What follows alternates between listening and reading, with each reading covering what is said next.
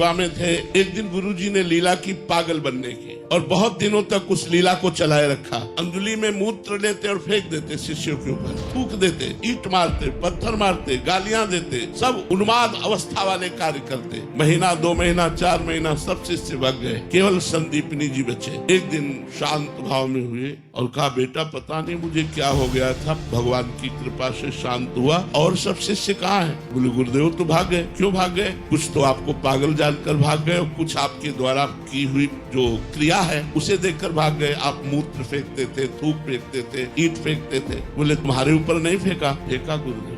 तुम क्यों नहीं भगे? गुरुदेव यदि हम चले जाते तो आपको पवाता कौन, आपको स्नान कौन कराता? तो गुरुदेव मैं सब सहता हुआ आपकी आज्ञा में, आपकी सेवा में तत्पर रहा। उनके आंसू आ गए और कहा, बेटा मैं अपने तप से तो भगवान के धाम में जाऊंगा, लेकिन परम धामी भगवान तुम्हारे शिष्य बनेंगे आके। तो वही संदीपनी जी उच्च आसन पर बैठते थे और भगवान द्वारिकाधीश श्री कृष्ण नीचे बैठकर हाथ जोड़कर शिक्षा ग्रहण करते थे। जिनकी श्वासों से चारों वेदों का प्रादुर्भाव हुआ, उन भगवान को किसी से शिक्षा लेने की आवश्यकता है, लेकिन ये गुरु भक्ति का प्रमाण कि भगवान स्वयं उनके शिष्य बने संदीपनी जी के।